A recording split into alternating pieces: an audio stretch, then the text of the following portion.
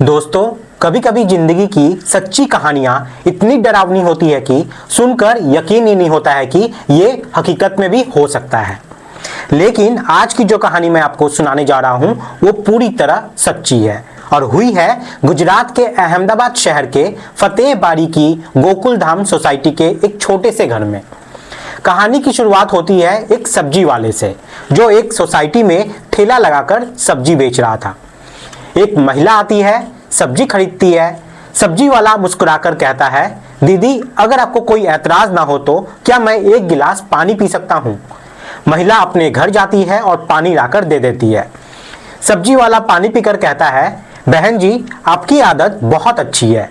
ऐसे लोग अब बहुत कम ही मिलते हैं जो दूसरों की मदद करते हैं। फिर यहाँ पर बातों बातों में वो पूछता है कि घर में कौन कौन है, आपके पति कहाँ है, क्या करते हैं। तो महिला जो थी वो हंसकर जवाब देती है कि मेरे शौहर अभी दुबई में काम करते हैं और वो वहीं पे है। अब जो सब्जी वाला था वो इतना सुनकर वहां से चला जाता है। एक हफ्ते बाद फिर एक दूसरा सब्जी वाला आता है। वो भी बड़ी विनम्रता से बात करता है और कहता है कि दीदी आप सबसे अलग हो, कभी मोल भाव नहीं करती, आराम से सब्जी भी खरीद लेती हो। महिला फिर से यहाँ पे मुस्कुराती है और खुश हो जाती है। फिर वो सब्जी वाला भी पूछ बैठता है कि आपके शौहर कहाँ पे हैं। तो वो कहती है कि गांव गए हैं सिवान, बिहार के रामपुर गांव में।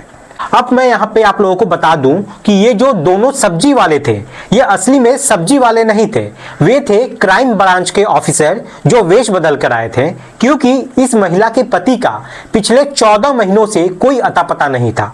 ना फोन, ना बैंक का ट्रांजेक्शन, ना सोशल मीडिया पे कोई एक्टिविटी, कहीं पर भी कुछ एक्टिविटी नहीं मिल रही थी। जब पुलिस की टीम बिहार के सिवान के रामपुर गांव पहुंची तो वहां के लोगों ने कहा, समीर बिहारी अंसारी और उसकी बीवी रूबी ये बहुत साल पहले लव मैरिज करके यहां से भाग गए थे। अब उनका हमसे कोई संपर्क नहीं है। पुलिस अब फिर से अहमदाबाद लौटती है और इस बार टीम लेकर पहुंचती है फतेहबारी की गोकुलधाम सोसाइटी में और एक मकान में जाती है जो बाहर से बिल्कुल नॉर्मल दिख रहा था, लेकिन उसके अंदर एक खौफनाक राज दफन हुआ था। 5 नवंबर 2025 की सुबह करीब 11 बजे पूरे सोसाइटी में हलचल मच जाती है। क्राइम ब्रांच, फॉरेंसिक टीम और मजिस्ट्रेट सब उस घर के बाहर मौजूद थे। एक आदमी को हथकड़ी लगी थी, नाम था इमरान अकबर बाघेला। पुलिस ने उससे सख्ती से पूछा कि समीर को मारकर कहां पे दफनाया है। तो वो सीधा घर के अंदर गया, रसोई की तरफ इशारा किया और कहा यहीं पे दफनाया है। फिर मजदूरों ने किचन में खुदाई शुरू की। पहले टाइल्स हटाई गई, फिर सीमेंट को तोड़ा गया और 6 घंटे की खुदाई के बाद निकलता है एक आदमी का कंकाल, जो कि 6 से 7 टुकड़ों में बटा हुआ था। अब इस खबर से पूरे सोसाइटी में हड़कंप मच जाता है। पुलिस ने डीएनए टेस्ट कराया तो पुष्टि हुई कि यह लाश उसी व्यक्ति की है जिसे पुलिस तलाश कर रही थी, यानी कि समीर बिहारी अंसारी की। अब पुलिस के सामने यह सवाल था कि आखिरकार ऐसा क्यों हुआ। पुलिस के छानबीन में सारी कहानी सामने आती है। कहानी जाती है कुछ साल पीछे। बिहार के सिवान जिले के रामपुर गांव में रहने वाला समीर बिहार अंसारी अपने ही गांव की लड़की रूबी से प्यार कर बैठता है। दोनों ने लव मैरिज की, घर वालों के खिलाफ जाकर।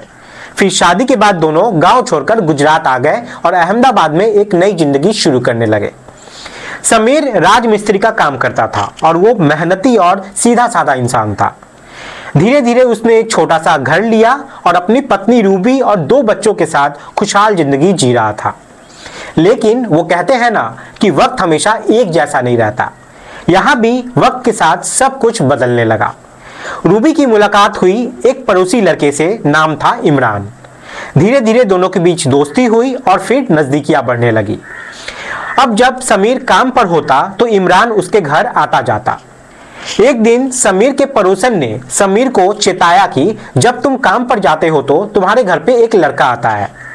पहले तो समीर ने इस बात को नजरअंदाज किया, लेकिन जब उसने खुद इमरान को अपनी बीवी के साथ आपत्तिजनक हालत में देखा तो उसके पैरों तले जमीन खिसक गई। जिस औरत के लिए उसने अपना घर, अपना गांव, अपनी दुनिया छोड़ी थी, वही औरत उसे धोखा दे रही थी। अब इसी गुस्से और टूटे दिल से वो शराबी बन गया। वो अक्सर शराब का सेवन करता, घर आता तो रूबी को पीटता, घर में रोज झगड़े, चीखें, आंसू, यही दिनचर्या जो थी वो बन गई थी और ऐसे ही यहाँ पे वक्त बीतता रहता है। फिर आया अगस्त 2024 का वो मनहूस रात को समीर नशे में घर लौटा। तभी रूबी ने इमरान को कॉल किया और कहा कि अब आ जाओ, मैंने दरवाजा खुला छोड़ दिया है। फिर इमरान जो था वो घर के अंदर आया और दोनों ने मिलकर समीर के हाथ पैर बांध दिए। पहले उसकी बेरहमी से पिटाई की और फिर चाकू से उसका गला रेत दिया। समीर बिहार अंसारी जो था अब वो जिंदा नहीं था। अब इसके बाद रूबी और इमरान के सामने सवाल ये था कि लाश का अब क्या करें। डर, पसीना और खामोशी सब एक साथ यहाँ पे नजर आ रही थी। कुछ सोचने के बाद इमरान ने अपने 2 चचेरे भाइयों साहिल और फैजू को बुलाया। तीनों ने मिलकर समीर की लाश को टुकड़े किए और उसे रसोई में गड्ढा खोदकर दफना दिया और ऊपर से सीमेंट डाला, फिर टाइल्स बिछा दी। जिस रसोई में पहले समीर का हंसता खेलता परिवार खाना खाता था, अब उसी में उसके टुकड़े जो थे वो दफन हो गए थे। फिर रूबी ने अगले कुछ महीने ऐसे ही गुजारे, लेकिन जैसे जैसे दिन बीतता गया उसका डर जो था वो बढ़ता गया। रात को नींद नहीं आती थी। रसोई में कदम रखते ही उसके कानों में वही आवाज गूंजती थी कि रूबी, तुमने मेरे साथ ऐसा क्यों किया। अब वो धीरे धीरे बीमार पड़ने लगी, डिप्रेशन में जाने लगी। 3 महीने बाद उसने इमरान से कहा कि मैं इस घर में नहीं रह सकती। तो इमरान ने कहा कि ठीक है, इसे किराए पे लगा देते हैं। अब वो इस मकान को किराए पे लगाकर उन्होंने एक नया घर ले लिया और वो वहां पे जाकर रहने लगे। वक्त ऐसे ही गुजरता है, लेकिन वक्त के साथ उस घर में जो किराएदार था उन्हें उस घर में अजीब अजीब बदबू महसूस होती थी। उस किराएदार ने इसकी कई बार शिकायत की, लेकिन कुछ हफ्ते में वो बदबू जो थी वो गायब हो गई। अब कुछ समय बाद रूबी ने एक ब्रोकर से कहा कि मुझे ये घर बेचना है। ब्रोकर ने कहा हो जाएगा जी, लेकिन कागज दिखाओ और यहाँ पे पति का साइन लगेगा। अब यहीं पे रूबी जो थी वो फंस जाती है। वो कभी कहती कि पति दुबई में है, कभी कहती कि गांव गए हैं, हर बार एक नया बहाना बनाती थी। ये सब देख ब्रोकर को शक होता है।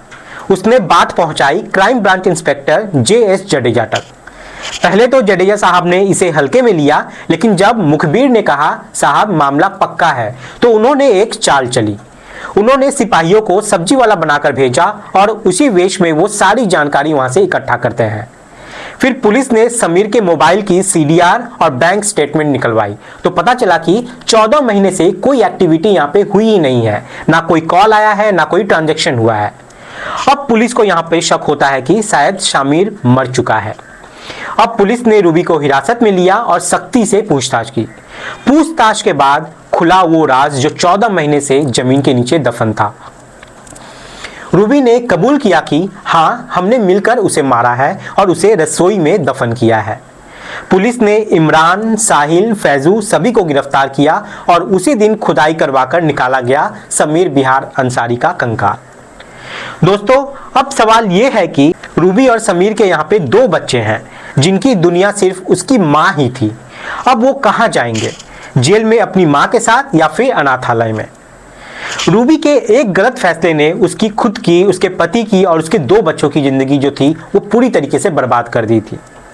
दोस्तों, इस पूरी कहानी को सुनाने का मकसद किसी को डराना नहीं है, किसी को धमकाना नहीं है, बल्कि आपको जागरूक करना है, आपको सतर्क करना है। आप सब लोग सतर्क रहें, सावधान रहें। जय हिंद, जय भारत।